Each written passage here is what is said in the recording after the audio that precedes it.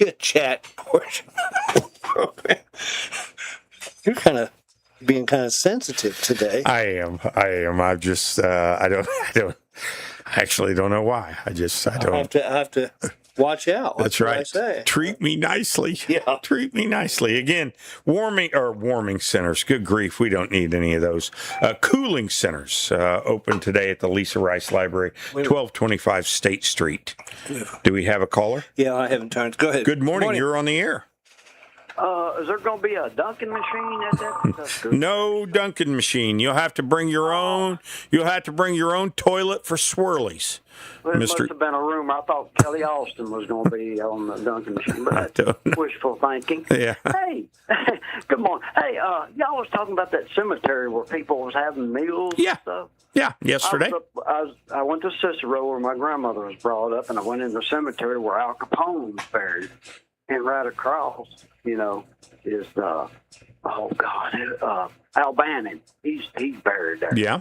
And the family of old Bannon, they had the doors open on one of those crypts or whatever, and they were sitting there eating and stuff. Is that right? Yeah, and I wanted to go up there and just, kind of chit-chat. And I thought, well, I don't want to be rude. Because Al Capone's the one that killed O'Bannon. And here he is about 10 yards from him. Huh. I don't remember all those stories. I didn't know he killed him. Yeah, he was in the flower shop. Okay. He was supposed to be in the Valentine's garage, but he got there late. And they done killed him, and so he got out of it, and then they got him at the flower shop. Yeah, it was. They're all buried in that cemetery. Well, I try to keep. I guess they're all in the same town. I mean, at that time they were all kind of working the same area. Well, now he died in 1924. Who, O'Bannon or Al Capone? O'Bannon. Yeah. And so he still has family members. See, that would blow my theory that I think by the time you get to greats, nobody's visiting. Right.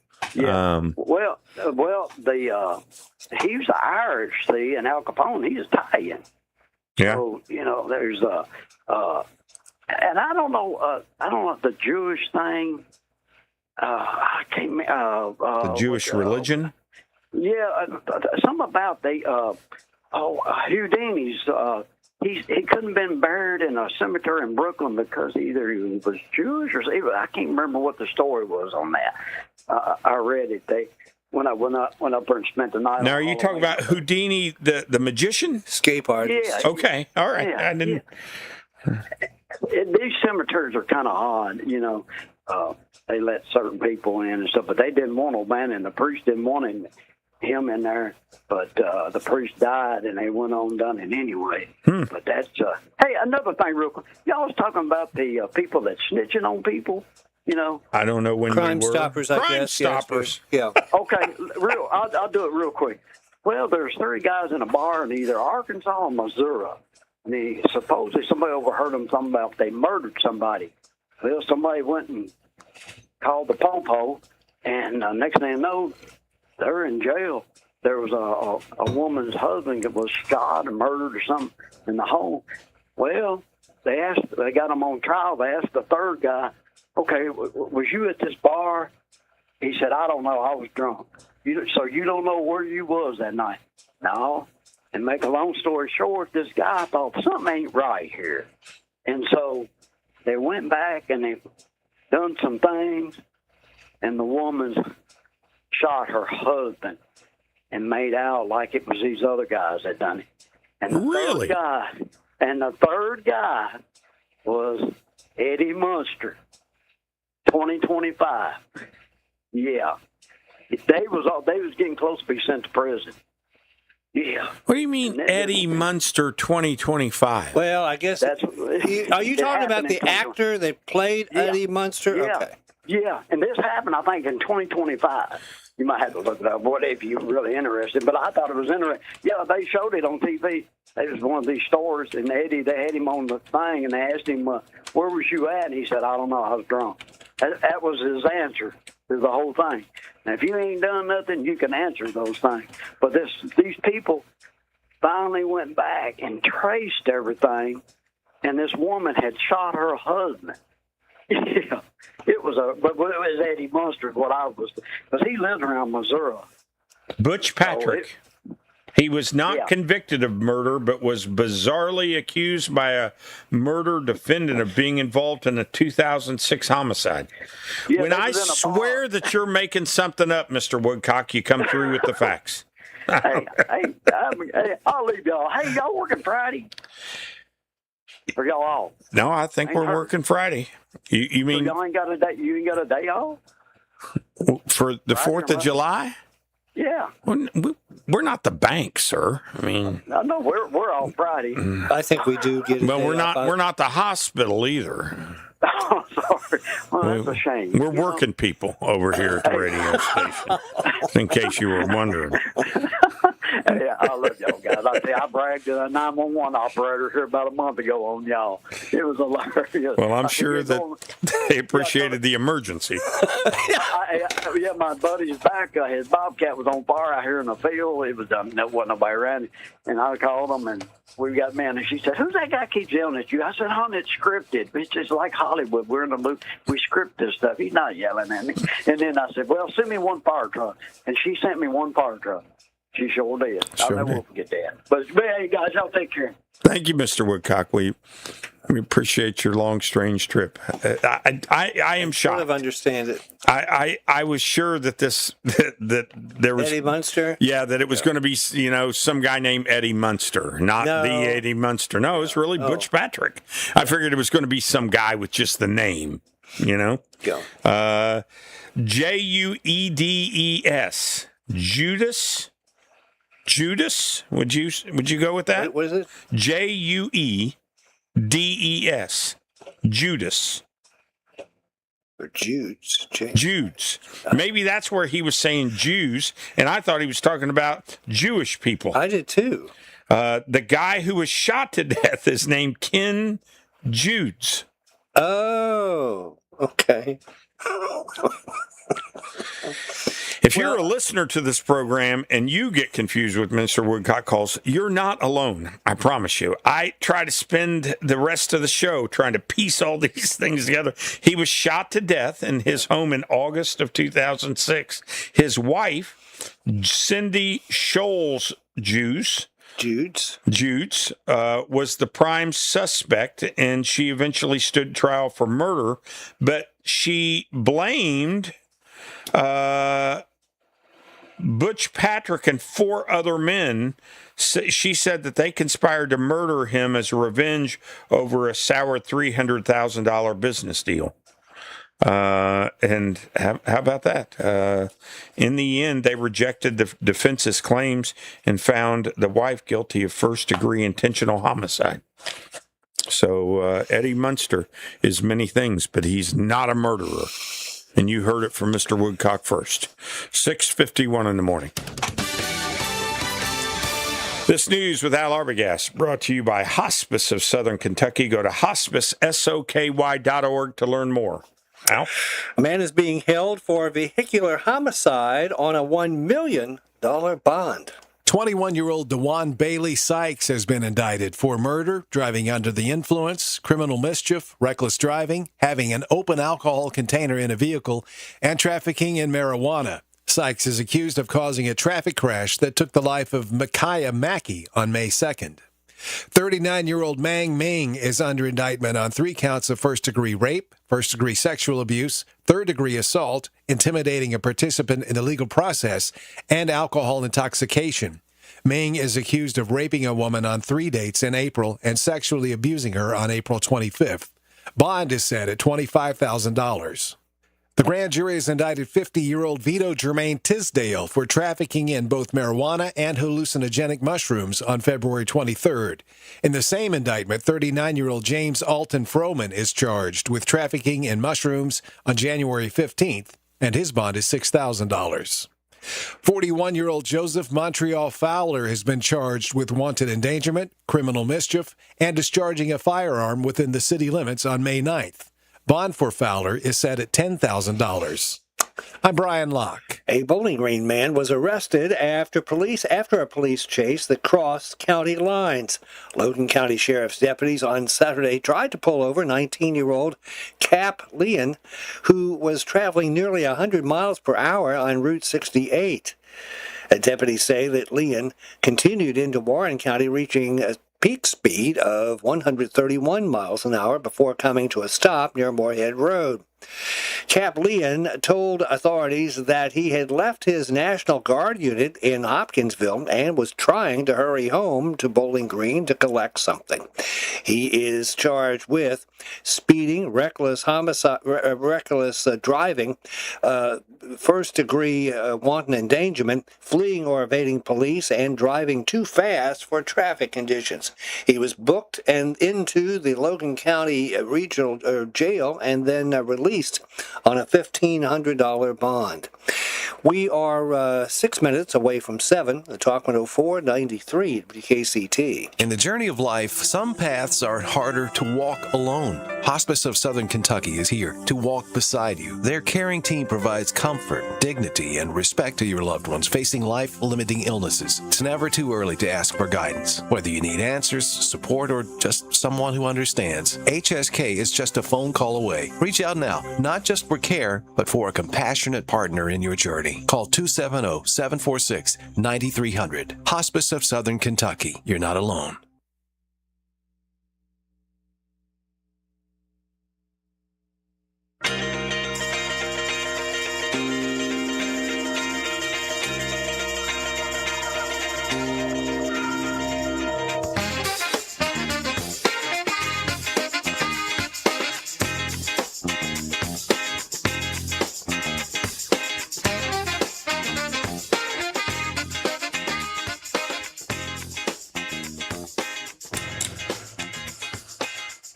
I don't know what happened there. Something wasn't there. Okay.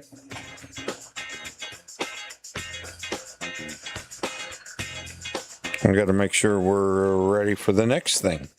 Okay. The next thing should be that. Okay. All right. I don't know what happened there. Good morning, everybody. 6:55 in the morning. Aren't I right there, Hal? That's where we need to be. I think so. Yeah, we'll be going to the news next. You're listening to the morning show with Slim and Al. We're working through it as we normally do. It's just 1 foot in front of the other is what we have to do sometimes. Get this, Al. Younger people. Okay, first of all, I always have to go look because I can never remember. Gen X. That is my generation. Let's see. Let me get this right. Gen Z and millennials. Okay, so if you think about who Gen Z and millennials are, those are Gen Z. 1997 to 2012. Here's what I always have to look up. I can never remember. 97 to 2012, and millennials, 1981 to 1996. So people right now in 2026, age 14 to 25, are biologically aging faster than previous generations. Why? They attribute it to a number of different things, which has to do with. I bet I know one. What is it? Weight. Weight is part of it. So what they do is they take these blood. Do we have a phone call? Yes. Okay, I'll go to that. Good morning. You're on the air. Yeah, Rick Mitchell will fix that computer for you. Oh, is that who was? I figured it was on the computer that Rick usually weighs in on. Were we having a problem and I didn't even know about it? Well, you're the one talking about you had all the buttons that you were pushing and nothing was happening. Aha. And so I was wondering what we were missing out on. You're breaking up on us really, really bad. I'm sorry. That's okay. Let me try to speak a little. Do you have any gold or silver laying around? I do not. No. Because I guess everybody in the area, the mailers over the last weekend about the Great American Treasure Hunters Tour coming to Bowling Green at the Isley Center, July 7th, 8th, and 9th. Hey, Jerry, call us back. Yeah. Call us back after Fox News. We're not hearing most of what you're saying right now. You're breaking up, and I want to hear from you. We want to hear from you. We want to Call hear us about back the after Goldens Fox News. After Fox News. Thanks. Yeah, so that was not. I figured it was Rick, but Rick's actually working on a different computer than the one that I was struggling with. Either way, I'm glad Rick's in there doing what Rick does. We would be lost without him. There's this thing called PhenoAge, and it has it has blood markers. And then, but here's some of the reason. The whole reason that they're studying this is because they are noticing that younger people are experiencing things like cancer at an earlier age than they ever have before. Diet and nutrition, you're on it. Right. It is right in there. Increased chronic stress. Which they believe is brought on a great deal by social media. Oh, yeah. Oh, of course. I mean, if you think, and again, I think social media in my life personally does more good than bad. It does plenty of raising my blood pressure, and I have to manage that. But for a lot of young people, this has really changed being young. Yeah. It really has taken what once were carefree years and turned them into something significantly different. That must be part of what they're constantly holding their devices because they might get a call. That's exactly and they can't right. miss it. We'll talk more after this. Talk 104 and 93 WKCT, Bowling Green.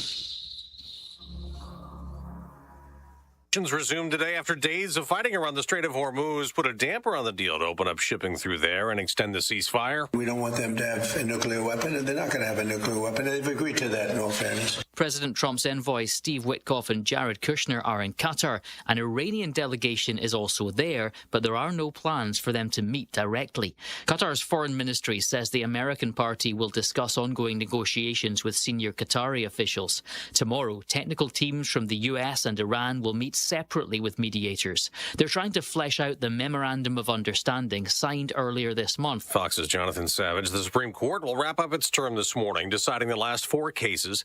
The 2 most anticipated rulings involve challenges to transgender athletes playing girls and women's sports and birthright citizenship. Since its ratification following the Civil War, the 14th Amendment has been understood to grant U.S. citizenship to anyone born on American soil. An executive order from President Trump would end that for children born to parents in the country illegally or temporarily. It's tremendously destructive. It's extremely costly. I don't know. It's up to them. The president took the unprecedented step of attending Supreme Court arguments when a challenge to his order was heard in April. Fox's Jared Halpern at the White House. They keep digging and searching collapsed homes and buildings in Venezuela. As the death toll from last week's earthquake has now reached over 1,700. Officials say this is the most critical time for survivors who are still trapped under the rubble as rescue crews continue to make their way through damaged cities. Fox's Carly Shimkus. There is a different search in Monaco. A manhunt for the attacker who tried to blow up a Ukrainian business leader last night. He was injured by the explosive device, and so was a child and a woman whose injuries are considered life-threatening. America's listening to Fox News. A small business affirmation from Progressive. Plumbers, today will be a good day. You will be profitable. Your clients will be nice. No one will stand over you and tell you how to fix the thing they actually hired you to fix. You will also feel at peace after switching to Progressive, America's #1 commercial auto insurer. See if you can save in as little as 8 minutes at progressivecommercial.com. Progressive Casualty Insurance Company and Affiliates, #1 commercial auto insurer from the NAIC's 2024 national premium data. Wesley Financial Group is not a law firm, and Chuck McDowell definitely not an attorney. This is Chuck. If someone talked you into buying something really silly and you want to get out of that silly little thing, my advice, get the facts. Call me and I'll send you our timeshare exit kit absolutely free. Inside, you'll learn how timeshare works and all your options for cancellation. Call Wesley now for your free timeshare exit information kit. 800-809-7171. That's 800-809-7171.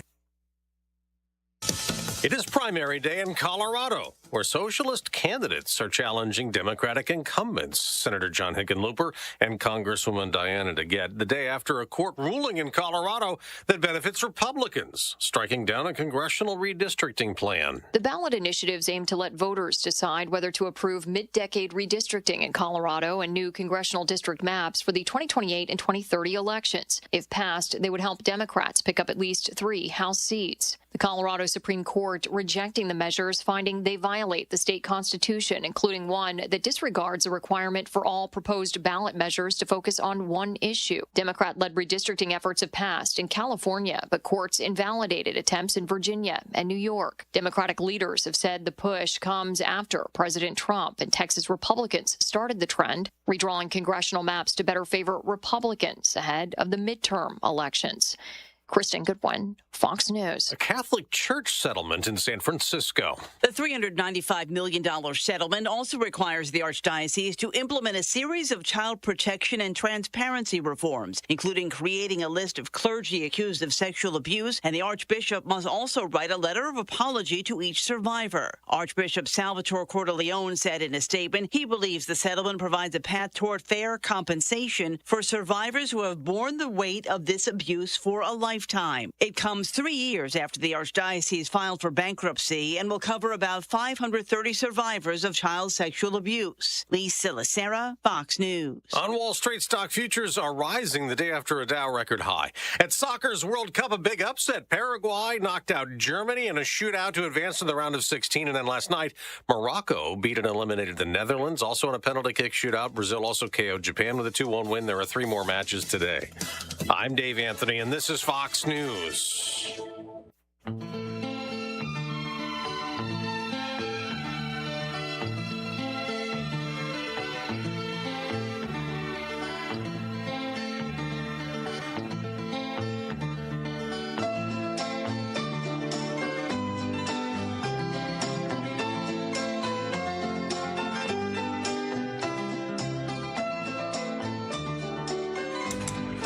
$7:05, already kicking off hour 2 of the morning show with Slim and Al here on Talk 104 FM 930 AM WKCT. Hoping to hear from Jerry Gillette. He called in earlier and was really breaking up bad, but he was talking about gold and silver.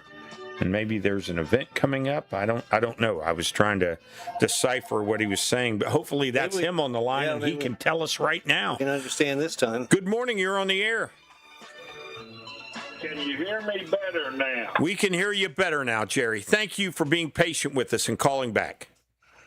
Okay. Yeah, I was looking at this circular that I guess everybody in the area received over the weekend about the Great American Treasure Hunters Tour coming to Bowling Green next week.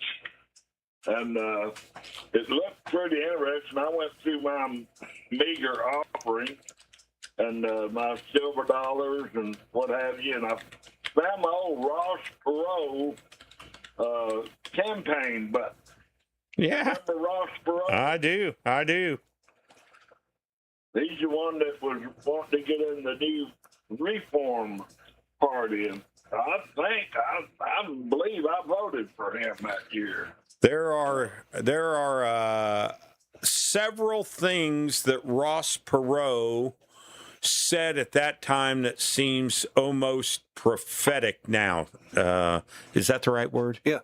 That he saw some things coming. Now, sometimes he just seemed a little kooky to me. I did not dislike him, but sometimes his ideas seemed so odd that you wanted to dismiss them. But here we are 30 years later, and they don't seem that odd anymore. Exactly. Yeah. Well, I know at the time the fella was a pretty attractive candidate Sure. to me, and no more than I knew about the subject. But back to this treasure hunters tour. You got any gold and silver between you and Miss Amelia? Oh, your lady. My lady? She'll like that, actually. No, unless we have any gold fillings in our teeth, she and I do not have gold. It looks like that's the main thing they're looking for, old jewelry and stuff like that. And that's something I never did like to buy my ladies is jewelry, because you find it all sitting in an old jewelry box somewhere. Well, we do find a lot of that at vintage sales, I have to say. There is. It does seem to end up in boxes at some point, as opposed to being displayed. And did you indicate earlier in the show that you were having trouble with your computer? Yes, I have two different computers, and the computer that I use for content was moving very slowly and glitching, and I would click on something and it would just freeze up for 30 seconds or so. No hourglass would come on, it would just sit there. Then I have another computer that controls the Facebook portion of the program, and somebody had gotten into that. How you knew Rick Mitchell had gotten into that makes me a little curious about your connections around here, Jerry. Well, me and Rick Mitchell go way back. Rick Mitchell, I bought my first computer from him because everybody that I'd go to about computers were wanting to sell me the greatest and nothing but the best. But I sit down with Rick Mitchell, told him what, and he asked me what I wanted to do with my computer. Mm-hmm. And after I explained to him, he told me how much computer I needed to do what I wanted to do. Yeah. And I ended up buying 3 computers from Rick Mitchell, who at the time worked for Radio Shack.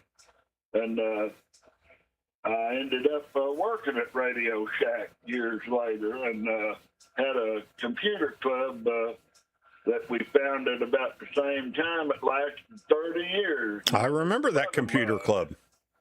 And I'll tell you that Rick Mitchell is. I'm at my computer today 80% of the time when I'm home. I'm sitting at my computer, and Rick Mitchell is a great person in my life, and I thank him for that. Well, we are very thankful for him here as well. The number of times that I Sometimes as send, early as 5:30 in the morning. I know I send Rick a text at 5:30 and he responds, and I'm really just sending that text because I feel like I have to do something, and then he would respond. It shocks me all of the time. Right. Sometimes from a plane. I mean, literally, he sent me a text from a plane that says, "I'm on my way to Kansas City, but as soon as I land, I can help you." You know, I mean, it's incredible to me. We're very fortunate to have him. I would go to church, and Rick Mitchell would be up there working the soundboard. Yeah. Then I'd go out to a bar, a place called Waba's, and there's Rick Mitchell up there playing the bass guitar on the stage. Man has many talents. And Woodcock probably really get around. Yes, they do. Yes, they do. Take my call. Thank you for your call, Jerry Gillette. See, Jerry Gillette and I go. He called just as Mr. Woodcock was calling earlier, and I said, we just got on with him. I said, why don't you call back after Jerry Bob's. Gillette and I go way back. We were talking about Presley earlier, and we were talking about living at the Ronald McDonald House. When we came back from the Ronald McDonald House, there was a little celebration for Presley. And Jerry Gillette, who I did not know at the time, had no idea who he was, but through this computer club, they put together this video montage that today probably most people know how to do. At that time, your average person had no idea how to do this. And Jerry Gillette put together a little something for Presley, just a little girl in the community that he knew. Now, I knew Jerry's daughter because she was worked in the circuit court clerk's office as a juvenile, a clerk working juvenile services. And so, but it's funny how all these things kind of connect together. I lost contact with Jerry Gillette for years, and then I got back on the program, and he reintroduced himself. But always been around in the community. He spoke highly of Rick, and I do too, but I'd speak highly of Jerry Gillette as well. Let's go to the news. This news with Al Arbogast brought to you by Poston Electronics, the trusted source in the Bowling Green area for home, mobile, and commercial electronic sales, service, and installation since 1974. Al? There are 2 more EV charging stations in Kentucky. It's part of Kentucky's $17.8 million investment to building more electric vehicle charging stations. You can find the Clay County location at exit 20 on the Hal Rogers Parkway and the Hopkins County location off exit 33 on I-169. 16 locations are operational, with another 12 under construction. I'm Lee Mowen. A judge has tossed out a settlement in an excessive force case involving a former Kentucky State Police trooper. Timothy Heston had reached a $700,000 settlement in his lawsuit against Aaron Tucker. Heston alleged that while transporting him to jail in 2019, Tucker kicked and punched him, threw him onto a concrete floor, and then falsified a report. The incident led to Tucker's firing, while Heston had his charges dismissed after 11 months. Despite the parties' tentative agreement, District Judge Greg Stivers has now ruled against the settlement. Stivers wrote in his 6-page ruling that the $700,000 figure is unreasonably high compared to similar excessive force settlements. The judge notes that Timothy Heston's attorneys have not shown evidence of any serious injuries sustained during the brief incident. The case against former trooper Aaron Tucker will now continue in U.S. District Court. A status conference is set for July 16th. I'm Ford Parson. A Bowling Green man was arrested after a police chase that crossed county lines. Logan County Sheriff's deputies on Saturday tried to pull over 19-year-old Cap Leon, who was traveling nearly 100 miles per hour on Route 68. The deputies say that Leon continued into Warren County, reaching a peak speed of 131 miles an hour before coming to a stop near Moorhead Road. Cap Leon told authorities that he had left his National Guard unit in Hopkinsville and was trying to hurry home to Bowling Green to collect something. He was booked into the Logan County Jail and then released on a $1,500 bond. A man is being held for vehicular homicide on a $1 million bond. 21-year-old DeJuan Bailey Sykes has been indicted for murder, driving under the influence, criminal mischief, reckless driving, having an open alcohol container in a vehicle, and trafficking in marijuana. Sykes is accused of causing a traffic crash that took the life of Micaiah Mackey on May 2nd. 39-year-old Mang Ming is under indictment on 3 counts of first-degree rape, first-degree sexual abuse, third-degree assault, intimidating a participant in the legal process, and alcohol intoxication. Ming is accused of raping a woman on 3 dates in April and sexually abusing her on April 25th. Bond is set at $25,000. The grand jury has indicted 50-year-old Vito Germain Tisdale for trafficking in both marijuana and hallucinogenic mushrooms on February 23rd. In the same indictment, 39-year-old James Alton Froman is charged with trafficking in mushrooms on January 15th, and his bond is $6,000. 41-year-old Joseph Montreal Fowler has been charged with wanton endangerment, criminal mischief, and discharging a firearm within the city limits on May 9th. Bond for Fowler is set at $10,000. I'm Brian Locke. The average American spends 520 hours a year in their vehicles.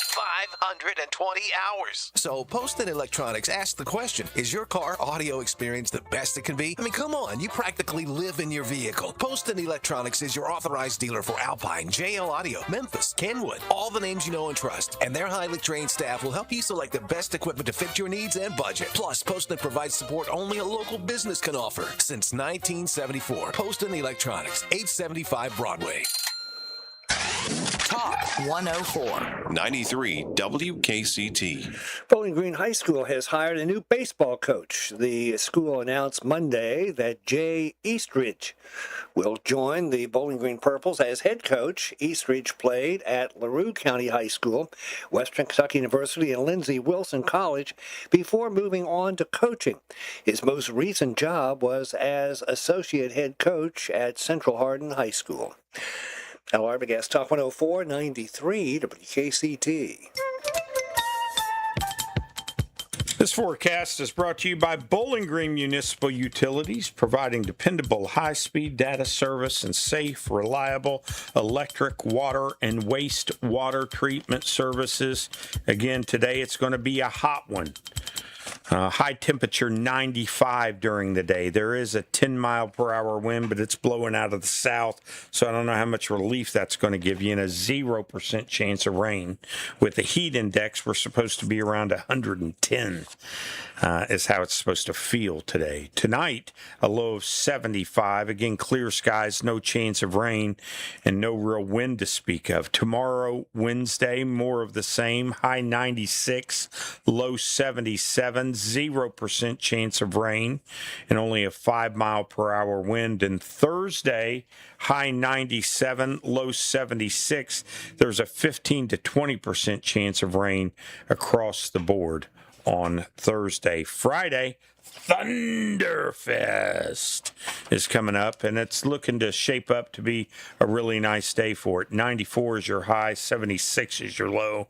There is a 30% chance of rain during the day, but it's supposed to clear off by Friday afternoon into the evening. Current temperature 75 degrees, and this forecast brought to you by Bowling Green Municipal Utilities. Whether your business operates locally or works with customers across the globe, staying connected is important. BGMU Fiber is here for you 24 hours a day, 7 days a week. When you contact your hometown fiber provider, you are connected with a local employee familiar with your account. Not already a customer? Let us provide valuable solutions for your business. Local, dependable, honest. BGMU Fiber, connecting Bowling Green. BGMU, connecting Bowling Green.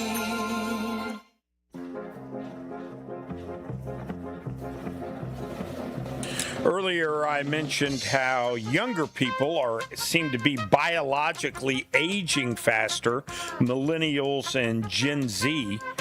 It's a study that was published in Nature magazine, and it was conducted by the Washington University School of Medicine.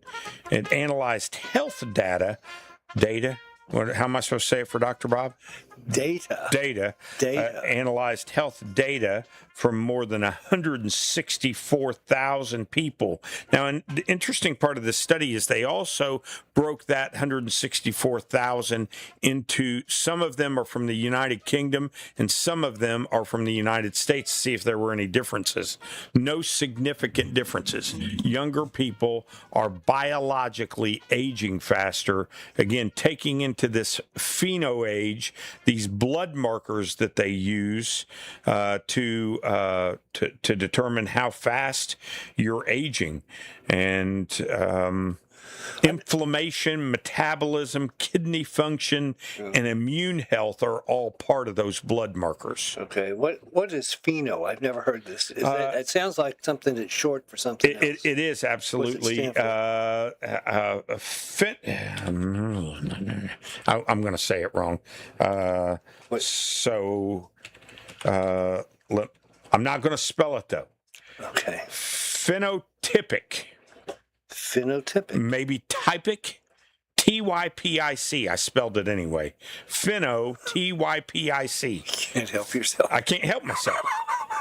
I just cannot help myself. Yeah. Well, it helps me though. If I don't. Well, that's what I'm here for. Yeah. Is to help you out.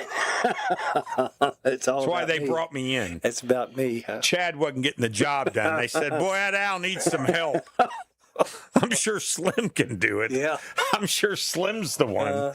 I'm sure Al's going to be really excited about this. But that's what it stands for. It's a metric used to estimate your body's biological age, how old you are on a cellular and functional level. And again, it's all based upon blood tests. And so what were you going with? Phenotypic or typic?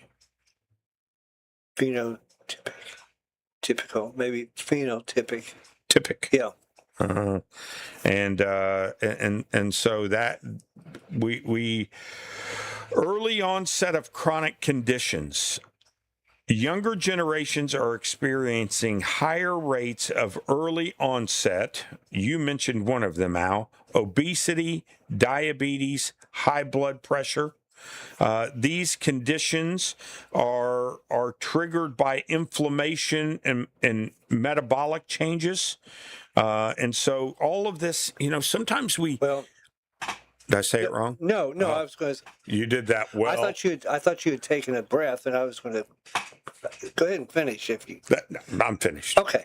Well, and cancer, we had I can't remember, he was popular in some movies, a black actor, he was like 41, and he died at 41. Yes. I think he had actually contracted or gotten cancer, developed cancer, maybe in his 30s, because I think he had it for a few years before Chadwick Boseman. That's right, yeah. And what he was in some... the Black Panther film is what I know him from. Okay. And then there was I think he was a 49-year-old actor, a white guy, who was in some creek, Dawson's Creek, I believe. And he was the lead character in Dawson's Creek probably 25 years ago. And he died recently. James Vanderbeek. Yeah. Right. And you're right. And they were both in their 40s. That's right. And both had colorectal cancer. Yes. Right. And so that can be diet related, I believe. Another thing too is that the reason I said weight is because so many younger people are so hefty, I think, so that means that they have a lot of visceral fat, and visceral fat, it's not just there. It's doing things to you. It emits bad stuff, yes. Toxins or whatever, that relate to both cancer and heart disease. Yeah. So I'm not surprised that these people, because you look around and you used to never. When I was a kid, I've said when I was a kid, there was always kind of a hefty kid or two in our class in grade school and high school. Mm-hmm. Now, when you see, somebody that looks really fit, you sort of look at them like, wow, right. Because everybody else, it's sort of reversed. Yeah. We've become much more lethargic, I think, as a society. Now, I do think that there is a difference. Sometimes you hear about this body positivity stuff, and that some people are just built bigger, and that doesn't necessarily mean that they're unhealthy. Well, there was but I do have to say that there are a lot of unhealthy people. But some of the people you hear say that are how they can be healthy, really. Yeah. They're just huge. Yeah. just going all in today, aren't you? I'm channeling my father. He was kind of. I'll have to admit it. Sometimes I think. Al has the metabolism of a 4-year-old. Not to their face. The man can eat anything, and it doesn't stick to him. Well, and he's just over. It sort of does. They're just huge. No. It's always the skinny guy, isn't it? It's always the. But I do think that we have we have a problem in the sense that I don't know that people always, I know that I didn't when I was younger, think about what fat does to the body.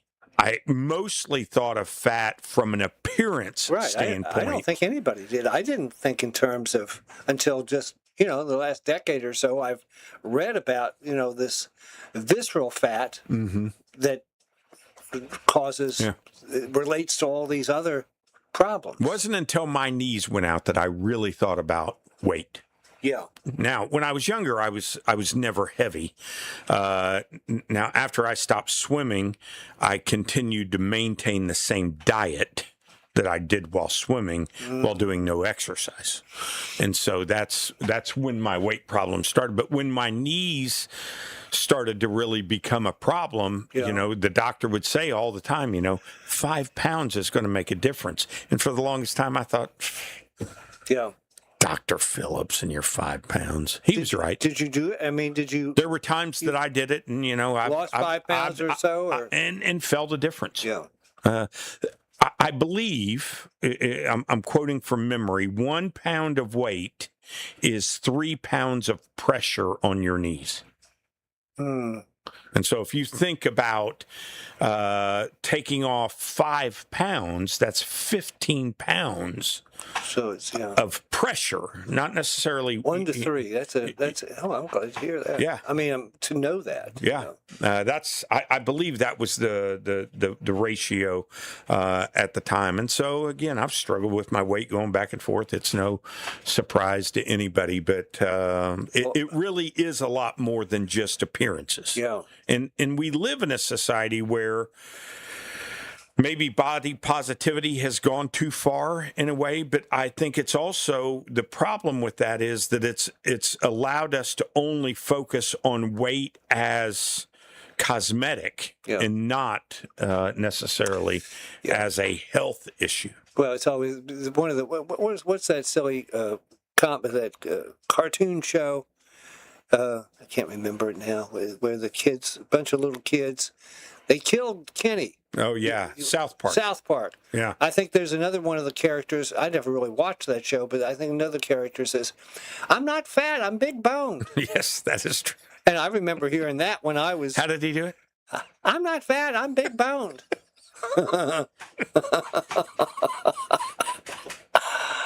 I love your impersonations, Al. They make me laugh. 7:29, we're heading into the CNBC Business Report, brought to you by German American Bank. And when we come back from that, we're going to be hearing about celebrating America's 250th birthday with Ellen Aldridge, who's going to be joining us when we come back from that. You are listening to WKCT Bowling Green. This CNBC Business Report is brought to you by German American Bank. Whether you're making home improvements or planning a dream vacation, German American Bank's local lenders are here to help you find the right loan for your lifestyle. Our Smartest Home Equity line of credit may help you find the funds you need to take the trip, complete the project, or consolidate debt. Visit your nearest office to talk to a local lender about how much you might be able to borrow based on the equity in your home. Equal housing lender, subject to credit approval. German American Bank, member FDIC. Ettinger, CNBC. Wall Street opens this morning for the final trading day of June. The second quarter and the first half of the year is going to wrap up. The Dow opens this morning for the first time ever above 52,000. It rose 300 points yesterday, led higher by new Dow member Google and YouTube parent Alphabet. Alphabet replaced Verizon in that index. The Nasdaq popped 500 points yesterday. Comcast splitting into two separate businesses, Comcast Cable and NBC Universal. Both will be publicly traded companies. The Supreme Court ruled that Fed Governor Lisa Cook can't be fired by President Trump yet. He had sought to move her off the Federal Reserve as he pressures the voting members to lower interest rates. On today's watch list, we get earnings from Nike and home price numbers. Jessica Ettinger, CNBC. Finding great candidates to hire can be like, well, trying to find a needle in a haystack. Sure, you can post your job to some job board, but then all you can do is hope the right person comes along. Which is why you should try ZipRecruiter for free at ZipRecruiter.com/free. ZipRecruiter doesn't depend on candidates finding you. It finds them for you. Its powerful technology identifies people with the right experience and actively invites them to apply to your job. You get qualified candidates fast. So while other companies might deliver a lot of hay, ZipRecruiter finds you what you're looking for. The needle in the haystack. See why 4 out of 5 employers who post a job on ZipRecruiter get a quality candidate within the first day. ZipRecruiter, the smartest way to hire. And right now, you can try ZipRecruiter for free. That's right, free. At ZipRecruiter.com/free. That's ZipRecruiter.com/free. ZipRecruiter.com/free. Every patient is unique. Some start with an injury, while others experience wear over time. MedCenter Health's orthopedics and sports medicine team is prepared to treat your specific needs, from sprains to same-day joint replacements. Our team of specialists, therapists, and sports trainers offer innovative solutions, minimally invasive procedures, and top-of-the-line rehab so that you can get back to life. Visit medcenterhealth.org/ortho to learn more, or call 270-780-2750. Your world just changed in a second. An accident is stressful enough. Don't let the repair choice be stressful too. At Final Finish, we take the time to guide you, restore your vehicle quickly, and get you back on the road with confidence. Remember, you choose the repair shop, not the insurance company. Our experienced technicians deliver top quality repairs backed by a lifetime warranty, and we're ranked as a top performing service center for the Bowling Green area. Put this number in your phone now, 270-843-9717. So if the unexpected happens, you know who to call. Final Finish. Repairs done right. People treated right. Ready for a blast from the past? Then head to Atomic Kitchen in Bowling Green. Inspired by the fun and energy of the 80s and 90s, Atomic Kitchen serves up delicious burgers, fresh-baked treats, chef-inspired comfort food, house-made sauces, all with the classic arcade games the whole family will love. Relive the good old days. It's fun for the kids, nostalgia for adults, and a dining experience you won't find anywhere else. Atomic Kitchen, downtown Bowling Green in Stadium Park Plaza, where memories are always on the menu. If you or someone you know suffered any injuries involving a deployed airbag, you could be entitled to compensation. Morgan & Morgan has already recovered millions. Get America's largest injury law firm fighting for you. Visit forthepeople.com for an office near you. Hi, this is Ron Stoodle with Stoodle Financial. Spring has sprung and rates are ridiculous. We have a carrier currently offering up to a 34% bonus on money invested for the next 60 days. Let me make this clear. A 34% bonus added immediately to your investment. Immediately, 10% of your entire investment is available to you. 10% is available to you every single year. The first $31,100 you earn is tax exempt to Kentucky. If your current person can offer you a better deal, you should stay where you are. If not, what are you waiting for? Zero risk, up to a 34% bonus, 10% available immediately. Ball game over. Call today at 270-438-2611 or visit us online at studlefinancial.com. The more you listen, the more you know. Slim and Al, KSR, Clay and Buck, Guy Benson, and Fox Across America with Jimmy Fela. Weekdays on Talk 104.93 WKCT.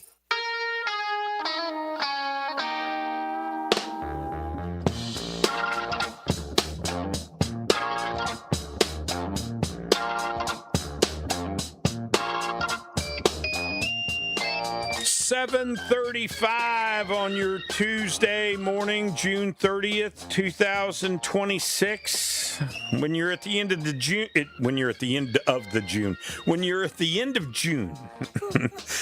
you know that July 4th is right around the corner. That's the way the calendar works, I'm told.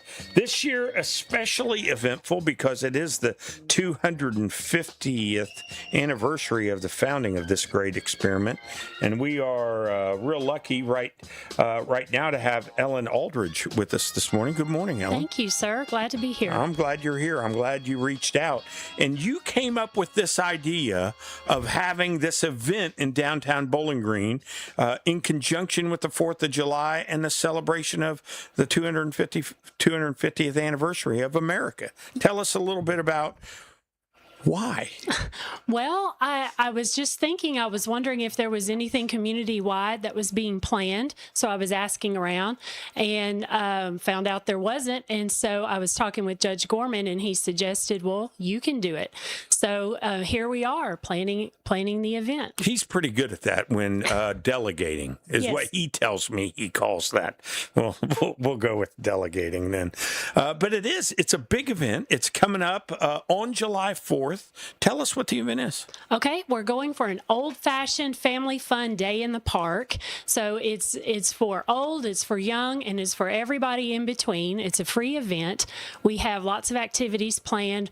Old-fashioned carnival games with individual booths. Everything is free. We'll have prizes for the games that are patriotically themed. We have historical characters that will be walking around. We have a program planned at noon where some elected officials, past and present, will be in appearance giving some speeches. Senator Paul's going to be with us. As Senator Paul. Yes, that is my understanding. Okay. Yeah. Yes. And then we've got some, an 11 o'clock parade through the park on the sidewalk for the kids. Yeah. They can dress up patriotically. We're giving away prizes for the best patriotically dressed. They can dress up the stroller, your wagon, your bike. Just come and we're going to parade through the park. You can bring your dog dressed up as well. We have a dog prize.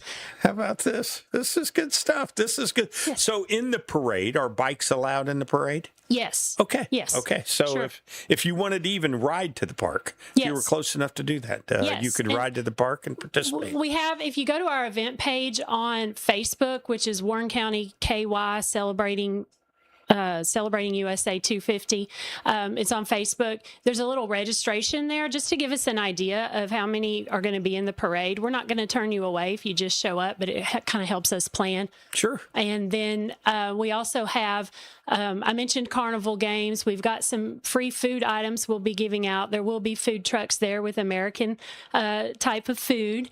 And we've had Houchins Industries has donated a lot of bottled water, so we'll have cold bottled water because Phillips Ice has provided us with ice for the day. How about that? And watermelon as well. Hey, from Houchins. This is good stuff. Yes. This is good stuff, and it's a free event. Yes. If you go to a food truck, you need to purchase your food over there. But other than that, there's no admission for parking. There's no admission to get into the event or to play the games. Right, and that's thanks to our county and city government who've worked together to help sponsor this, as well as our local sponsors, business sponsors. When you talk about historical speeches, is that okay can you reveal a little more about that? Okay, well, we've got some local elected officials. Judge Gorman and Mayor Alcott will be giving a speech during our program at noon, and they are going to be dressed up as some historical characters. I think that's all I'm going to say at this point.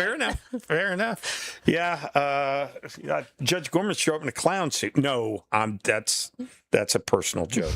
And my apologies for that. It's not a clown. It's not a that clown. Much of a hint. It's not. It's going to be different than normal. No, see, I could keep going on with this. Tell us where it is, the times. I know you've mentioned a little bit about that, but to be real clear. Okay, it's Saturday, July 4th from 10 to 2 in Circus Square Park. Okay, all right. And there's plenty of parking at the parking structure just adjacent to the park. So lots of good things that are going on as it relates to this and trying to remove all of the barriers. I see that you have lots of sponsors in addition to the city and the county. Would you like to mention any of those? Sure. Southern Kentucky Granite, Houchins Food Group I mentioned, Pinnacle Bank, Clark Distributing has donated some Coca-Cola products for one of our booth games where we're doing a ring toss on the Coke bottles kind of thing. So they've given us some Coke products to give away for prizes. Caveman Chorus, I didn't mention this. They have been great to work with. They have put together a barbershop quartet that will be singing during the program, but also singing throughout the whole event, just kind of popping up in crowds and singing. And that's really fun. We used them with an event we did not too long ago, and it was a big hit. So you're going to enjoy that. They used to come to Kiwanis every year around this time of year and performed. And I have to tell you, the first time that I heard they were coming, I was like, blown away by how good that they were. And if you've never seen a barbershop quartet, it is worth. I really dismissed it because I didn't understand the talent that's involved in that. But that's fantastic. So, yeah, it's really impressive, and it adds to that kind of old fashioned vibe. Sure. I feel like, and so especially the just popping up here and there, walking around. I didn't mention also immediately following the program at noon, we have a swing dance instructor that's going to show a few moves, and then anybody that wants to can swing dance on the sidewalk. You got plans on 4th of July, Al? Not I think really. I heard what you and I are going to be doing. We'll be out there swing dancing. Me and you.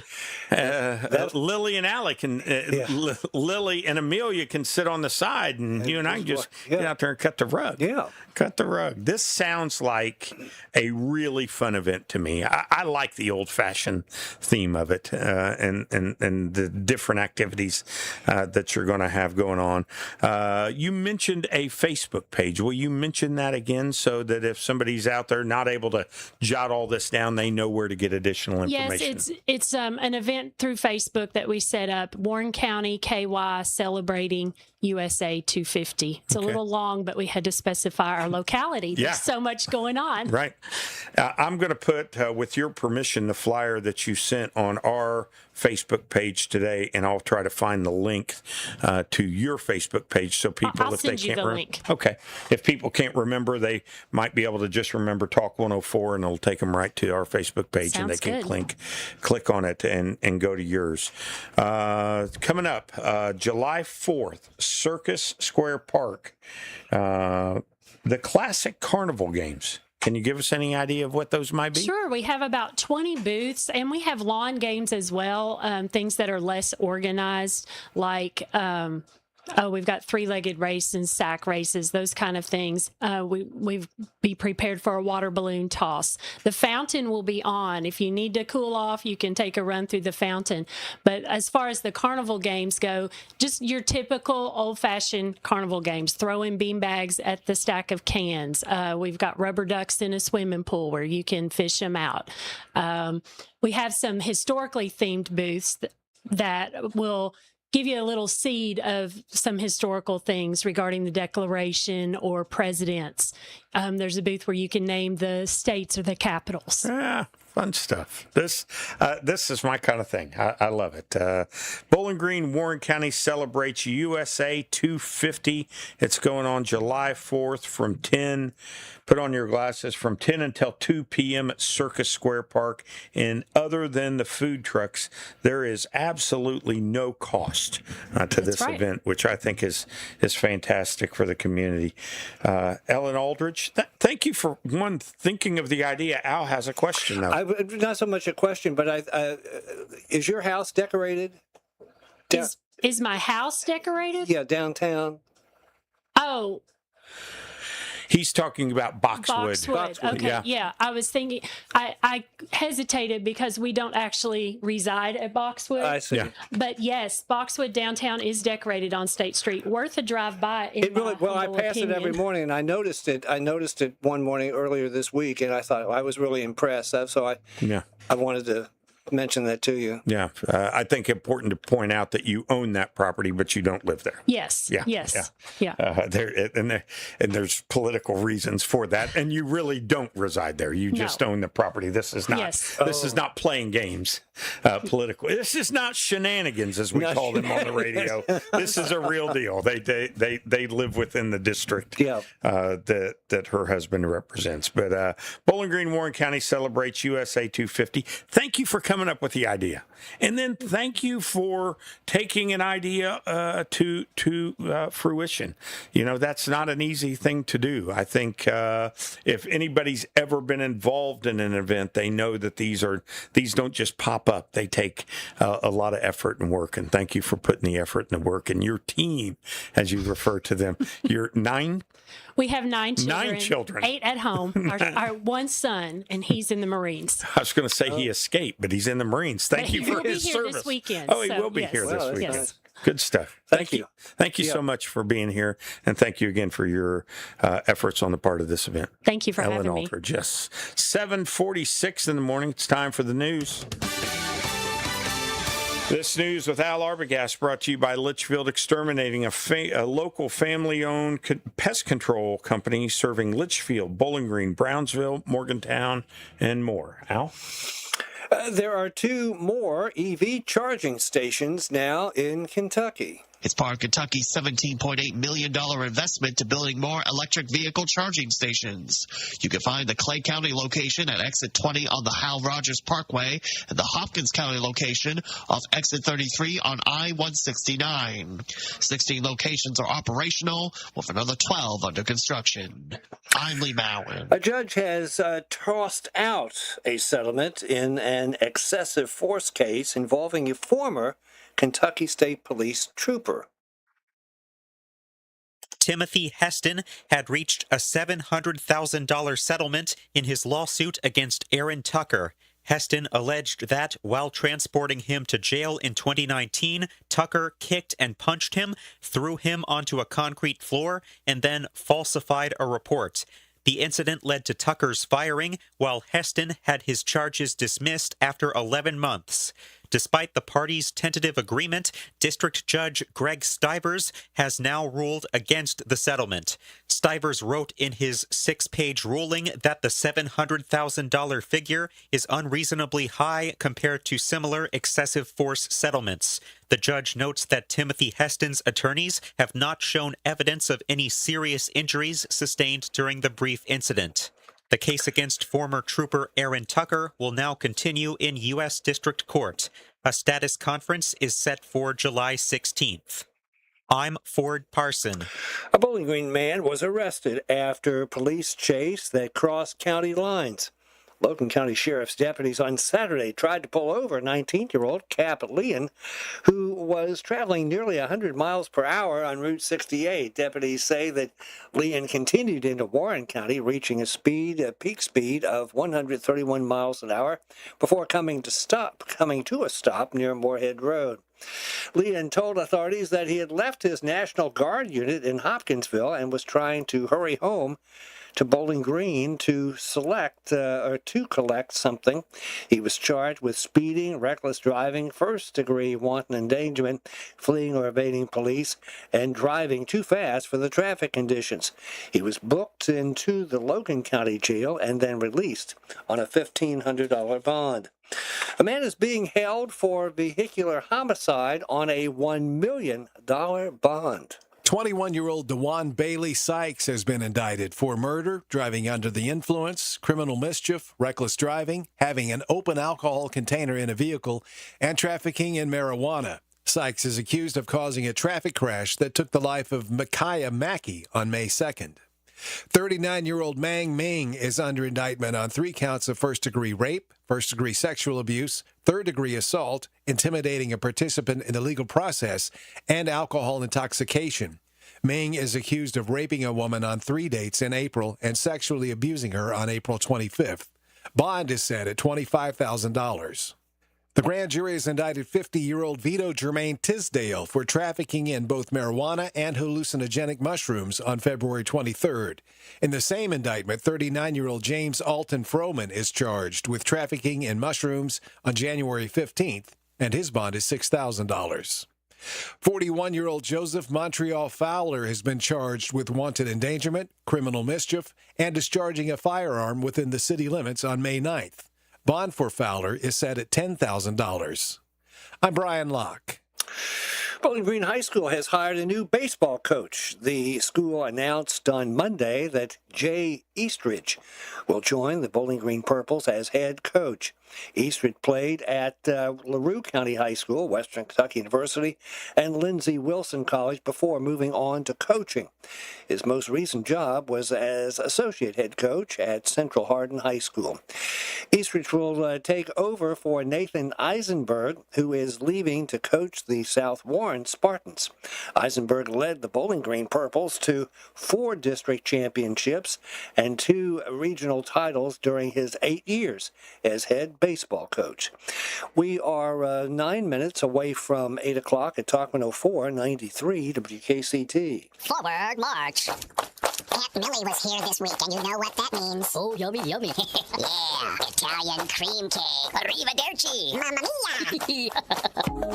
The most common ant that we encounter is the odorous house ant. The odorous house ant is about 1/8 of an inch long. You'll find them trailing from the outside, through a doorway, through a plumbing pipe, along your deck, along your countertop. When you crush them, they have a coconut smell, rotten coconut smell. So that's why they're called the odorous house ant. The biggest remediation for treatment is you have to do a continued service. Typically, one treatment will not protect your home from ant problems throughout the entire year. So the best method is to do a continued service. We recommend a quarterly. We can come out and give a free estimate for that. I'm Mark with Litchfield Exterminating. Call us at 1-800-517-2388. You won't bug us. Litchfield Exterminating. Visit litchfieldext.com. Talk 104. 93 WKCT. Now, Arbogast, Talk 104.93 WKCT.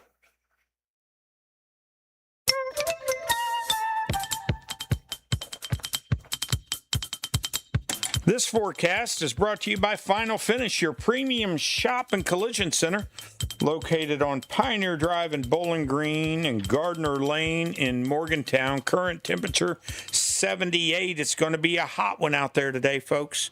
So make sure you're taking all the necessary precautions. High temperature 95 today, only a 10-mile-per-hour wind. That's blowing out of the south, so it's likely to feel warm. No chance of rain tonight, a low of 75. No chance of rain, a 5-mile-per-hour wind. Tomorrow, the heat advisory continues when our high hits 96 and our low hits 77. No rain and no wind to speak of. Thursday, high 97, low 76. 15 to 20% chance of rain across the board on Thursday. And Friday, Thunderfest. The Hayward-Minton Thunderfest occurs on Friday evening. High 94, low 76. There is a 30% chance of rain earlier during the day, but it looks like Friday night's going to turn out to be a beautiful, beautiful time to get out there and celebrate America and fireworks. And you can do that on Friday and then head on over and hit the Bowling Green Warren County Celebrates USA 250 at Circus Square Park the following day, right on the 4th. Thanks to Ellen Aldridge for being here a little while ago to share information about that. Current temperature in the listening area is 78 degrees. And this forecast brought to you by Final Finish. Your world just changed in a second. An accident is stressful enough. Don't let the repair choice be stressful too. At Final Finish, we take the time to guide you, restore your vehicle quickly, and get you back on the road with confidence. Remember, you choose the repair shop, not the insurance company. Our experienced technicians deliver top quality repairs backed by a lifetime warranty, and we're ranked as a top performing service center for the Bowling Green area. Put this number in your phone now, 270-843-9717. So if the unexpected happens, you know who to call. Final Finish. Repairs done right, people treated right.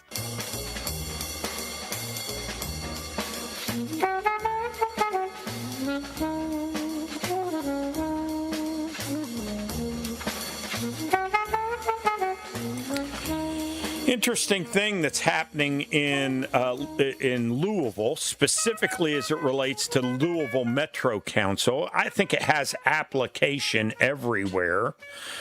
The Louisville Metro Council will no longer enforce rules against profanity or derogatory statements during public addresses to the Louisville Metro Council.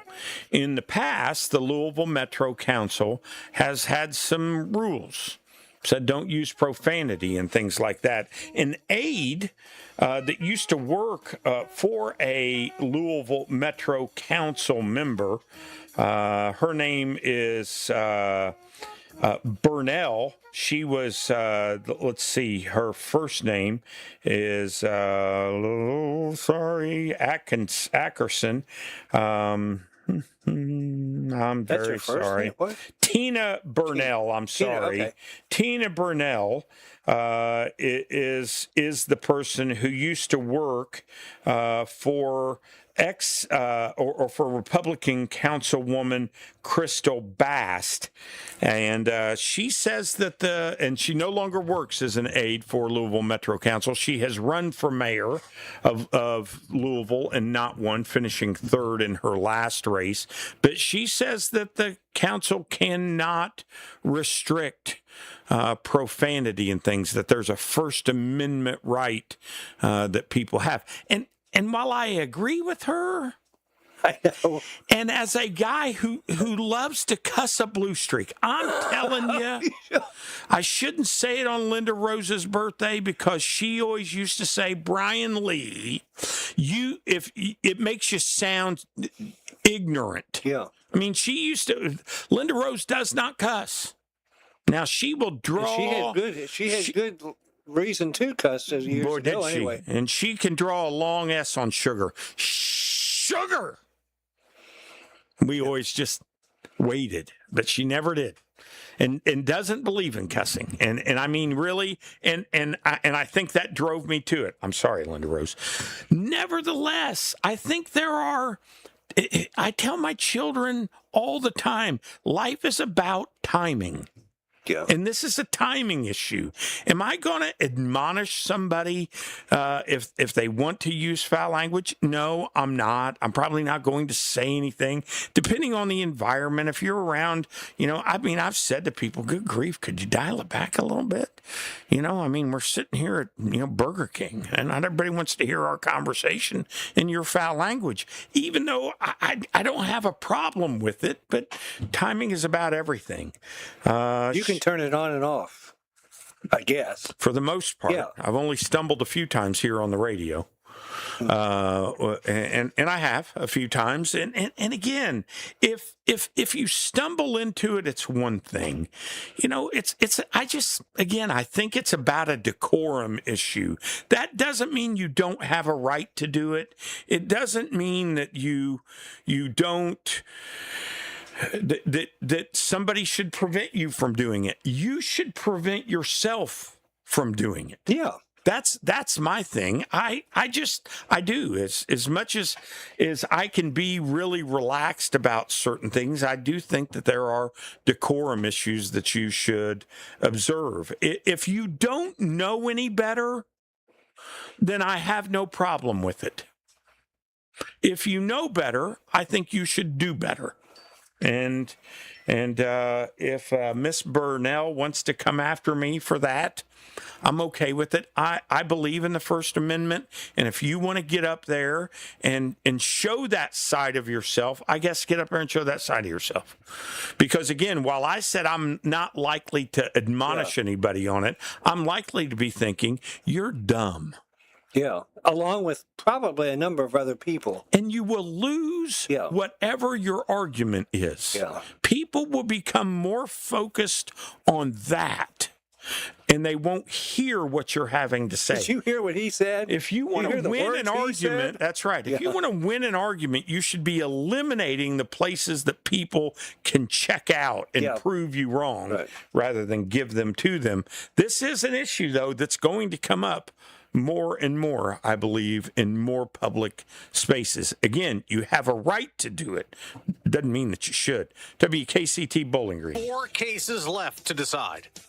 I'm Dave Anthony, Fox News, and the Supreme Court will give us those rulings next hour and wrap up this term. The most anticipated one involves birthright citizenship. So important to the president, he made history attending the hearing on the case, challenging the Trump executive order to prevent babies born in the U.S. with parents illegally here from becoming Americans. There's a lot of discussion about the fact that there are billions of people around the world who could be one flight away from coming here and having a child that would then automatically have citizenship. There was discussion of birth tourism, but even amidst all of that, Chief Justice Roberts at one point during the argument said the world may have changed, but the Constitution hasn't. Listen, by reading the tea leaves, we think, and it's just an educated guess that he's writing the opinion, we will know shortly, and we'll see what the decision is. Fox's Shannon Bream outside the court. Another case involves challenges to bans on transgender athletes playing in girls' and women's sports. The polls are just opening in Colorado, where it's primary day, and socialist candidates are hoping to do what some did last week in New York and defeat incumbent Democrats. Senator John Hickenlooper's fending off a primary challenge from Julie Gonzalez, who's backed by the Denver chapter of the Democratic Socialists of America. In the 1st Congressional District, the Denver DSA has backed Milat Kiros, who is challenging incumbent Representative Diana DeGette. Jessica Rosenthal. The U.S. and Iran are talking again, but not directly. Following days of fighting around the Strait of Hormuz, Special Envoy Steve Witkoff, Jared Kushner there in Qatar for mediator-brokered negotiations. After the deal signed, extended the ceasefire and allowed Iran to sell oil again. But Treasury Secretary Scott Bessent just told Fox only China is buying it, no one else yet. Because the buyers are a little leery of, will it be re-sanctioned? Will I get in trouble with Treasury? So this is a reason for the Iranians really to embrace these negotiations. Oil prices are up slightly this morning. WTI still a little higher than before the Iran conflict started, but Brent crude's fallen back below those levels. America's listening to Fox News. A small business affirmation from Progressive. Plumbers, today will be a good day. You will be profitable. Your clients will be nice. No one will stand over you and tell you how to fix the thing they actually hired you to fix. You will also feel at peace after switching to Progressive, America's #1 commercial auto insurer. Calls him like he sees him. In as little as 8 minutes at progressivecommercial.com. Progressive Casualty Insurance Company and affiliates, #1 commercial auto insurer from the NAIC's 2024 National Premium Data. Wesley Financial Group is not a law firm, and Chuck McDowell definitely not an attorney. This is Chuck. If someone talked you into buying something really silly and you want to get out of that silly little thing, my advice, get the facts. Call me and I'll send you our timeshare exit kit absolutely free. Inside, you'll learn how timeshare works and all your options for cancellation. Call Wesley now for your free timeshare exit information kit. 800-809-7171. That's 800-809-7171.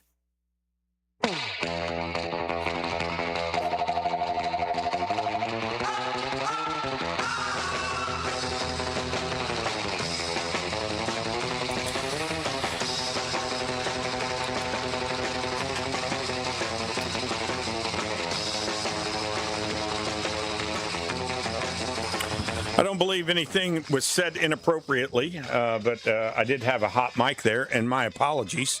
Thank you to everybody who let me know. Sorry I wasn't looking at my phone. Al and I were continuing the show after the show. Yeah. And so... so the mic was up? The mic was on. Oh, good. And now it was having to play over things. I think we're okay. Yeah.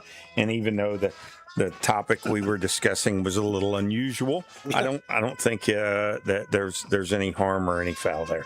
It was not intentional. My apologies to you, Al. I didn't get it off when you came in.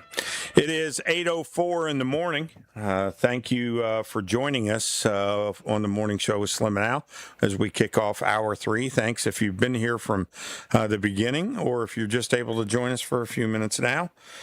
We know you got a lot of places you can spend your time, and the fact that you spend some of it with us is something that we do not take for granted. Appreciate you doing so. Jerry Gillette brought up a topic before, something about gold and silver and whatever, and that there's Great American Treasure Hunt, I think is what it's called. It's coming to town. I'm not. Bob responded to that, and he said basically the coins and jewelry, you get a much better deal if you would go to a local shop. Yes. Rather than to one of these. That is 100% true. Yeah. That is. I agree with Bob wholeheartedly. I do not deal in that a lot through the vintage business. Yeah. Probably just enough to know that. To know you can back that up. Yeah. To know that element of it, and that I think most of the time that you're probably going to find a better deal when you're dealing with local people. I don't want to call. Is fly by night derogatory? Yeah. Okay. So I don't want to say that then because I don't know anything about this great American treasure. Sounds, you're not going to have a whole lot of. Doesn't mean there's anything illegal. Right. It's just that it's. I guess what I would. Yeah. You're here today and gone tomorrow, and you have no recourse if there is a problem, or if you think there's a problem. If they're here for the weekend and then they move on. And you have a problem and you need to follow up with them, you might have to drive over there, as we like to say in Terre Haute, to Illinois to be able to find them, because that might be where they are next. Good morning. You're on the air. Hello. It's going to be Zoe. It's Zoe. Zoe, or Chloe, whoever it may be. I've actually been having Mike or somebody call. Oh, is that right? Yeah. They're on to us. They're really concerned that we're not getting our full Social Security benefits. Full benefits. Yeah. So, again, I mean, I want to be clear that when I say fly by night, I was not trying to disparage the event that is coming to Bowling Green. I don't know the first thing about them. What I do know is you are likely to get a better deal on if you want to trade in your coins or your gold or your silver to do so. With somebody here local, that if you have an issue, you can go see tomorrow, or if you want to do business with them again, you can find them in a month. He says that you can get a better deal with them only because they with old gold jewelry, because they can send larger shipments to the refinery and get a better price than a coin shop can. Oh, and did he mean jewelry. Then on the people that are rolling through? Sometimes you can. Yeah, on maybe on jewelry. But I guess if you have, that's if they'll pass that on to you. Well, yeah. There's always that element. Right. I do agree with him there as well. Yeah. That they can take the gold of 10 people, put it all into one package, and so if they get a better deal, the idea is that you would get a better deal too. Yeah, that may or may not happen. Not in my experience. In what limited amounts that I've done, and it's only been in gold jewelry, I do not understand the fascination with coins. They just do nothing for me. Yeah, that the only coins that do anything for me is the quarters. I got into collecting the quarters when the state quarters came out. Yeah.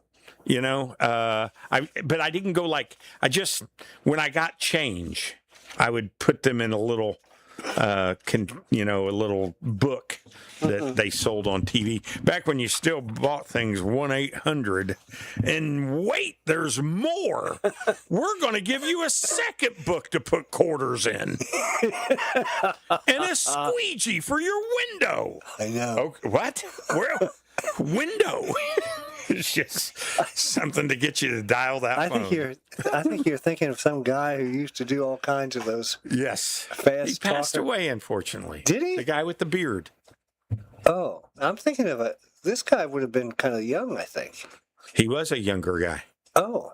He was a younger guy. I didn't remember the beard, but. Didn't remember the beard? I can't. I'll figure it out here in a minute. That would be, one of the guys that was on there all the time selling those things passed away, unfortunately. I believe got cancer at an early age, going back to aging faster. Let's play a little contest for some clock bucks. Okay. Up for grabs, $10 worth of clock bucks. Clock bucks over there at the Hippie Hen Chicken Salad. It was on this date that President Dwight Eisenhower signed a bill for $33.5 billion for the construction of what? It was on this date in 1956.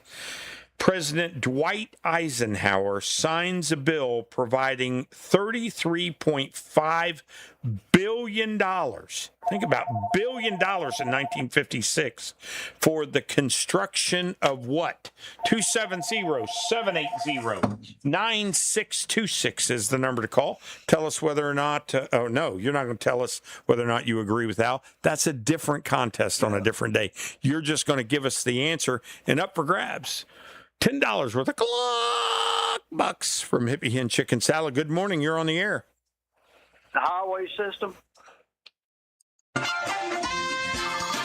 Oh, Daryl Woodcock. Yep. Just came right in there, didn't you? I don't know that guy. Y'all get me mixed up with him. Is that right? Is that right? Well, since you don't know him, I want to tell you what a no-good scout. No, I'm kidding. Now, Mr. Woodcock, you'll play along with me. Give me your best clock. I'll take it. I used to do the turkey, but I can't do it no more. I ain't got no things in my throat. Don't. Haven't got any things in his throat. That's called alcohol, sir, and it's not things. It's liquid. Don't go anywhere. Al's going to get your address. I don't think we have your address, Mr. Woodcock, which surprises me. Don't go anywhere. Al's going to get your address so we can send Mr. Woodcock the winner of the day. It was on this date in 1956. President Dwight Eisenhower signed a bill providing $33.5 billion for the construction of a national highway system. It is incredible to me.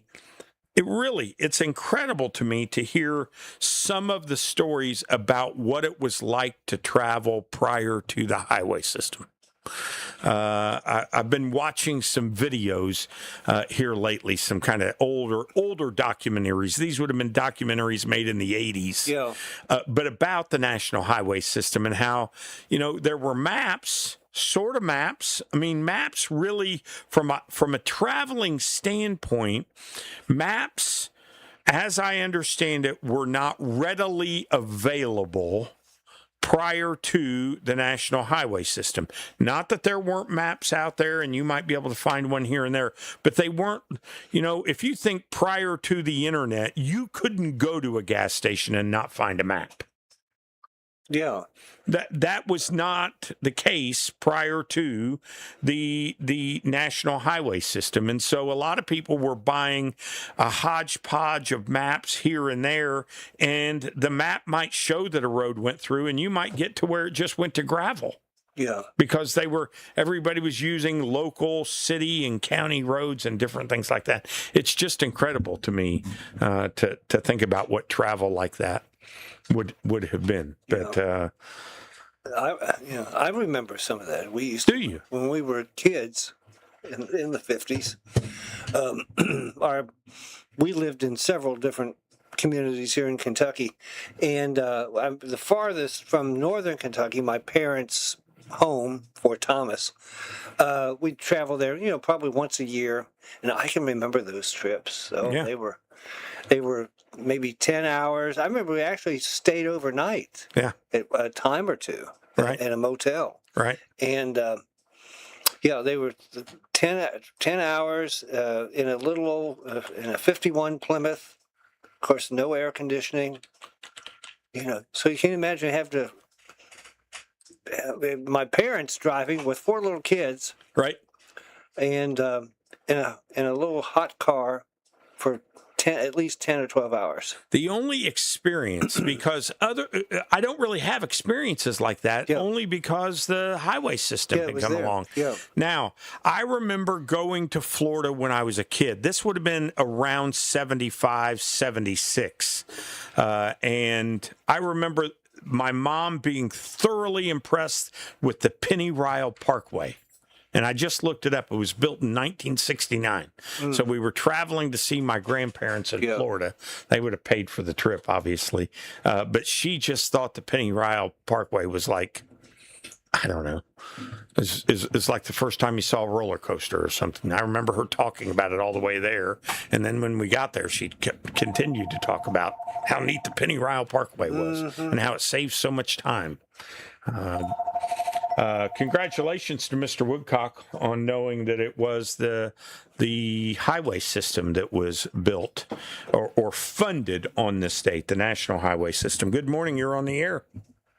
You know, I don't go back as far as Al, but I remember we grew up in Wisconsin, but my mother and father are both from Kentucky. And coming down through Indiana, you would leave portions of interstate highway, and then you'd have to go back on U.S. highways, you know.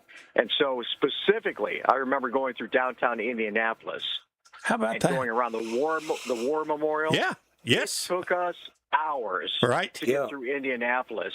Because coming from north to south on, I guess it would have been on either 41 or, what, a US 45 maybe? I don't remember a 45, but a 41 absolutely. I think it's US 41 then. Yeah. That we were on. And that would take us, I mean, it really would. By the time we got around that war memorial, I thought we were all aging by that time. Yeah, and it's so funny for a guy of my generation to think that if you were traveling, you would go right through the middle of a town. But that's absolutely what you did. That's where the roads were. Yep. It's where they led, you know, at that time. And, you know, the U.S. highway system predated that Eisenhower interstate, plan. And I'm not sure when that began. Do you guys have any idea when that? Because you have, of course, here US 31. You know, that splits west and east in Louisville. So you got W and E, and it reconnects where at Goodlettsville, Tennessee, I think. I don't remember. Yeah, I don't know. I don't know. I just had a conversation with somebody who thought that 31W and 31E were the same road, just opposite ends of the same road. Which I guess, really? Yeah, they really did. How far have they traveled?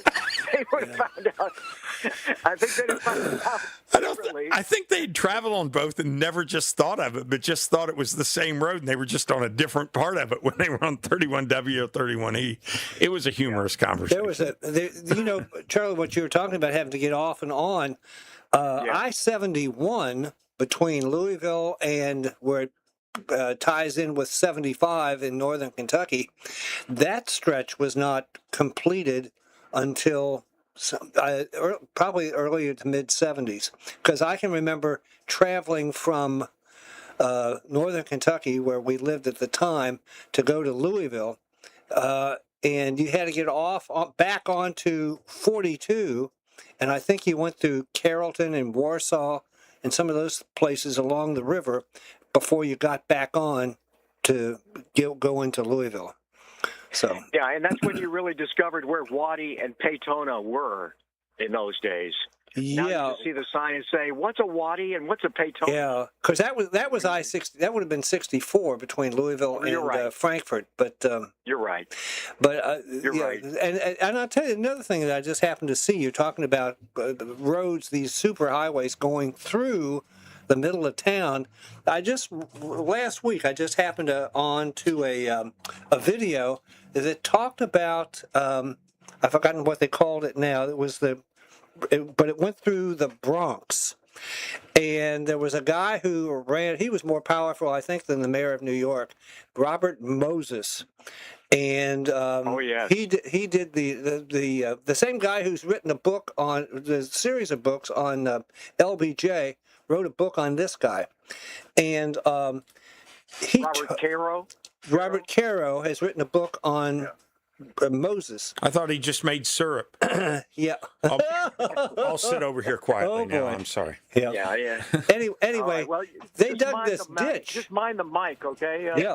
Slim, not doing a very good job of that either today, am I? Yikes! But anyway, it was really amazing to show how the Bronx developed out of people moving out of tenements in Manhattan into something much nicer for them in the Bronx. And then this guy wanted to build this superhighway. They dug a ditch and separated neighborhoods. Yeah. I mean, it totally ruined. And the same thing happened in Louisville with 65. Yeah. I had to. Yeah. And you dug up entire neighborhoods. But one other thing, just real quickly, guys, and Clyde Payne, when I first came to BKO, the late Clyde Payne was general manager at that time. Yeah. He told me that when he first came to Bowling Green in the late 60s, that there were tolls on I-65. Yeah, really? Yeah. You paid. I didn't know that. I remember paying a toll at Elizabethtown. That's where I think the toll road ended. Yeah. So fascinating. You probably have some callers that that predate us that probably remember those days. Oh yeah. Joe's weighing in here from Ag Connections. He says it was called the Kentucky Turnpike at one time, and then that became part of I-65. Right. Now, if this conversation doesn't make you all feel old, it does me, because Megan, who is just graduated from UK, is sitting in the studio with me, and we're talking about when roads didn't exist. Yeah. Here you have a 20-something, and this has been a challenging conversation for me. And Megan, at one point too, clocks all had faces and hands. There were no digits. That's right. Walls were or phones were stuck to the walls. I guess the walls were stuck to the phones telephones too. had dials, not buttons. With long cords of them, so you go down the hall to have a private conversation. Right. Right. It is usually me who's running late, but we've got to go to the news. If you want to get this in, Al. Okay. You and Charlie. Good grief. Have a whole show on roads. This news with Al Arbogast brought to you by Franklin Bank and Trust. Hometown banking at its best. Al? Man is being held for vehicular homicide on a $1 million bond. 21-year-old DeJuan Bailey Sykes has been indicted for murder, driving under the influence, criminal mischief, reckless driving, having an open alcohol container in a vehicle, and trafficking in marijuana. Sykes is accused of causing a traffic crash that took the life of Micaiah Mackey on May 2nd. 39-year-old Mang Ming is under indictment on 3 counts of first-degree rape, first-degree sexual abuse, third-degree assault, intimidating a participant in the legal process, and alcohol intoxication. Ming is accused of raping a woman on 3 dates in April and sexually abusing her on April 25th. Bond is set at $25,000. The grand jury has indicted 50-year-old Vito Germain Tisdale for trafficking in both marijuana and hallucinogenic mushrooms on February 23rd. In the same indictment, 39-year-old James Alton Froman is charged with trafficking in mushrooms on January 15th, and his bond is $6,000. 41-year-old Joseph Montreal Fowler has been charged with wanton endangerment, criminal mischief, and discharging a firearm within the city limits on May 9th. Bond for Fowler is set at $10,000. I'm Brian Locke. A Bowling Green man was arrested after police chase that crossed county lines. Logan County Sheriff's deputies on Saturday tried to pull over 19-year-old Cap Leon, who was traveling nearly 100 miles an hour on US 68. Deputies say that Leon continued into Warren County, reaching a peak speed of 131 miles per hour before coming to a stop near Moorhead Road. Leon told authorities that he had just left his National Guard unit in Hopkinsville and was trying to hurry home to collect something. He was booked into the Logan County Regional Jail and then released on a $1,500 bond. Coming up on 24 minutes after 8 o'clock at Talk 104.93 WKCT. Hi, my name is Abby Thomas, and I'm here to remind you that Franklin Bank and Trust is hometown banking at its best. We opened our doors in December of 1958 and are proud to still be serving Simpson, Warren, and surrounding counties. Stop in and see us at one of our 5 convenient locations in Franklin or Bowling Green, or visit us online at fbtco.com. It's never too late to start banking with the best. Member FDIC, Equal Housing Lender, NMLS number 493995. Talk 104.93 WKCT. A judge has tossed out a settlement in an excessive force case that involves a former Kentucky State Police trooper. Timothy Heston had reached a $700,000 settlement in his lawsuit against Aaron Tucker. Heston alleged that while transporting him to jail in 2019, Tucker kicked and punched him, threw him onto a concrete floor, and then falsified a report. The incident led to Tucker's firing, while Heston had his charges dismissed after 11 months. Despite the parties' tentative agreement, District Judge Greg Stivers has now ruled against the settlement. Stivers wrote in his 6-page ruling that the $700,000 figure is unreasonably high compared to similar excessive force settlements. The judge notes that Timothy Heston's attorneys have not shown evidence of any serious injuries sustained during the brief incident. The case against former trooper Aaron Tucker will now continue in U.S. District Court. A status conference is set for July 16th. I'm Ford Parson. LRBS Talk 104.93 WKCT. This forecast is brought to you by Hayes Shoes in Bowling Green, Kentucky. Hayes Shoes is the area's premier shoe store serving Bowling Green and surrounding areas. Current temperature 81, but it's going to feel a lot hotter today. Heat index getting us up around 110. The actual high temperature is going to be 95 today and a low of 75. 0% chance of rain today. 10-mile-per-hour wind blowing out of the south, so I don't think you're going to get much relief. Tomorrow, high 96, low 77. That heat dome is still into effect, so we're still going to see those 110 heat index numbers. No chance of rain tomorrow. This forecast brought to you by Hayes Shoes. Hey, have you heard? Heard what? About that new online boot everyone's talking about? No. What's the name? Brunt boots. They're all the rage. Stylish, durable, quality work boots. I hate buying online. Can I buy in a store? Yeah, Hayes Shoes. Hayes carries all the best brands at unbeatable prices like Brunt, Ariat, Red Wing, Thorogood, and hey, where you going? Hayes Shoes, before they're gone. Hayes Shoes is the area's premier shoe store, offering the best selections for men and women, safety, hiking, comfort shoes, and more. Hayes Shoes, Bowling Green, Franklin, and Glasgow. WKCT is where Clay and Buck lay down the law. Weekdays at 11 on Talk 104.93 WKCT. I was thinking of Billy Mays. Do you remember Billy Mays when we were talking about salespeople on TV? OxyClean, Orange Glow, Kaboom! Kaboom! Kaboom was good stuff. Yeah. I guess it still is. Billy Mays. He died at the age of 50 in 2009. I was wrong. I thought he had cancer. That was not the case. He was originally said that he died of hypertensive heart disease. But later they revised that his primary cause of death was cocaine. Evidently, he liked things more than Kaboom. He liked a little white powder maybe as use well. a little bit of that to get him jacked up for the commercials. It is. Boy, he was a little excited on the commercials, too. I mean, you have that level of excitement selling detergent. Maybe we should have suspected but if something one of the long products before. is Kaboom, you need to have, Right. That's right. But that's who I was thinking of earlier. Ag Connections coming up next with special guest Megan, recent graduate from UK. How about that?